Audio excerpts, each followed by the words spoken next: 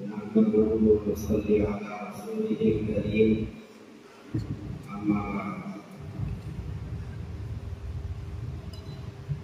Stage پر موجود علماء کرام اور عزیز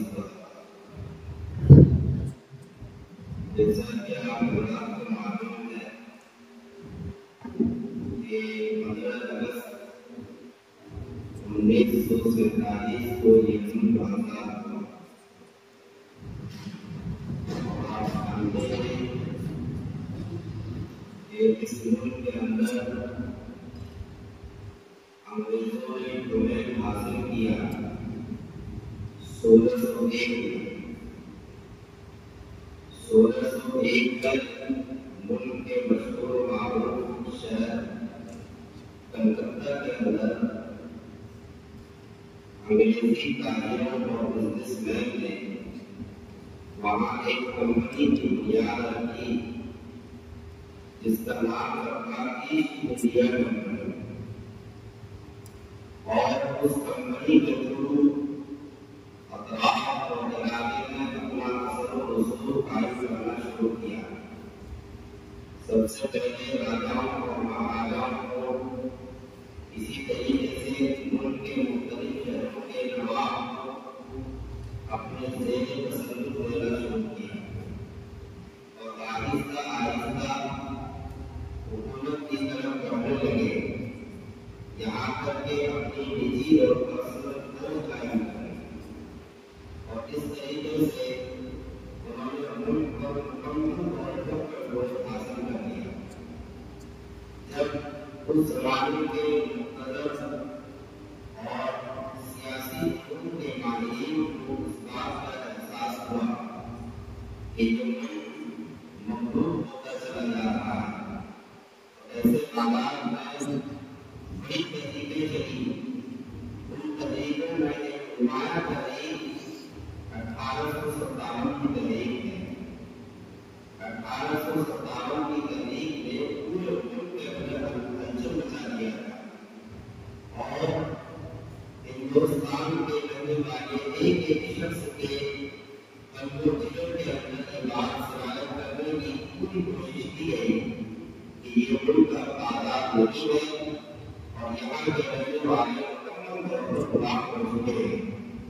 لہٰذا اس پرزور تحریک کی ناکامی کے بعد علماء دیوبند نے اس تحریک میں شرکت کیا، اور علماء دیوبند نے تحریک کشمیر رحمان چلائی، اور اس کے نتیجے میں شاملی کے میدان میں ایک عظیم جنگ ہوئی جس میں حضرت قاضی جامع شہید رحمۃ اللہ علیہ اللہ کے پیارے ہوئے، مولانا قاسم نانوتوی علیہ الرحمہ اور دیگر علماء کرام نے اس وقت 1866 میں دیوبند کی سرزمین میں ایک ادارے کی بنیاد رکھی، اور ادارے کی بنیاد کا مقصد تھا کہ یہاں سے طلبا بھی تیار ہوں، علماء بھی تیار ہوں اور مجاہدین بھی تیار ہوں جو انگریزوں کے ساتھ مبارزہ اور اس ملک کو آزادی کی طرف لے جائیں۔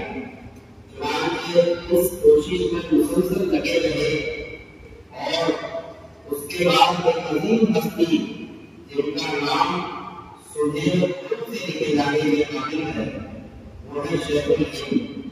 شیخ الہند نے انگریزوں کے خلاف عدم بغاوت بلند کیا اور پوری توانائی کے ساتھ انگریزوں کے خلاف لڑتے رہے، انگریزوں کے خلاف جہاد کا فتویٰ دیا، اور یہی نہیں رکے بلکہ اپنے شاگردوں کو بھی اس بات کی نصیحت کی کہ وہ اپنی پوری زندگی انگریزوں کے خلاف بغاوت کرنے میں اور انگریزوں کو یہاں سے کھڑنے میں اور انگریزوں کو یہاں سے ہٹانے میں صرف کریں۔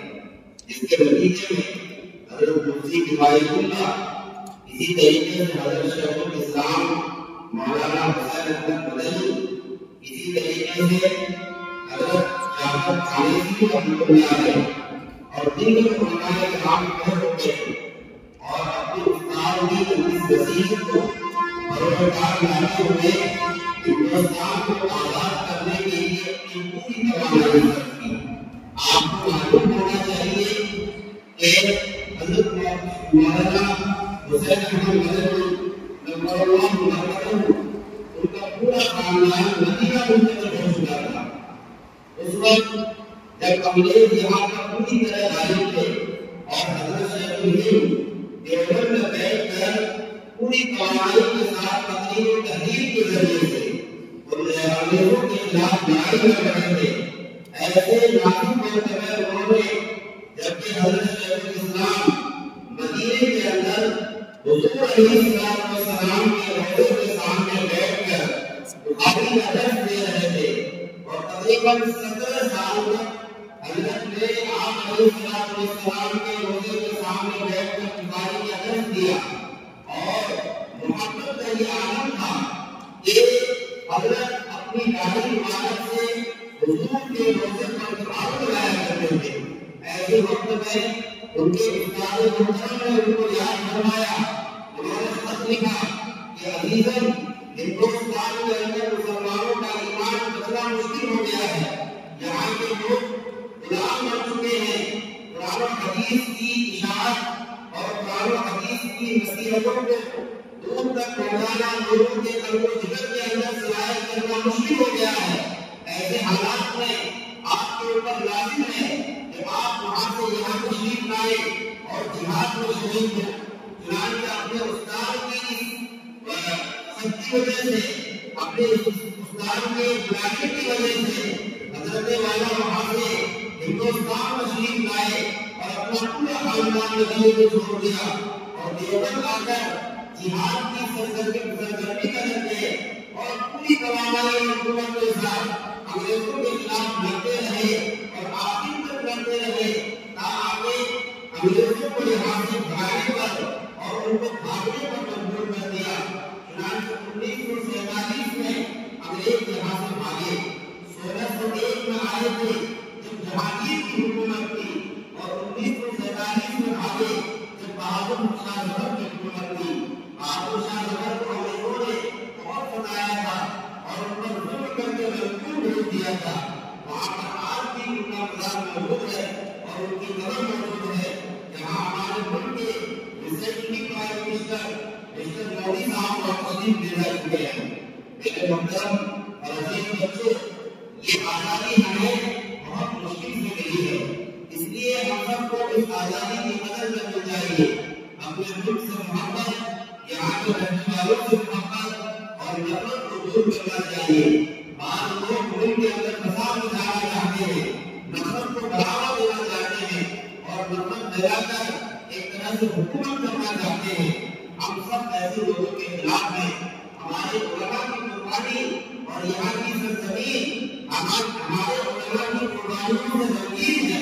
لہذا ہم اس ملک کو چھوڑ نہیں سکتے. اس ملک سے محبت ایمانی تقاضا ہے. اس لیے عزیزوں، اس بات کو یاد رکھو، ملک کی سرزمین میں، ملک کی آزادی میں ہمارا حصہ قربانی ہے جتنا حصہ ہمارے دیار میں اتر رہا ہے. اس لیے کبھی بھی اپنے دل کے اندر احساس کمتری پیدا مت کرو. ہم جو ان سے 2 قدم آگے بڑھ کر ملک کی حفاظت کی ہے آج بھی ہم کر رہے ہیں اور آئندہ بھی انشاءاللہ ہم کرتے رہیں گے. اللہ تبارک و تعالی ہماری محنتوں کو قبول فرمائے. الحمد للہ رب العالمین.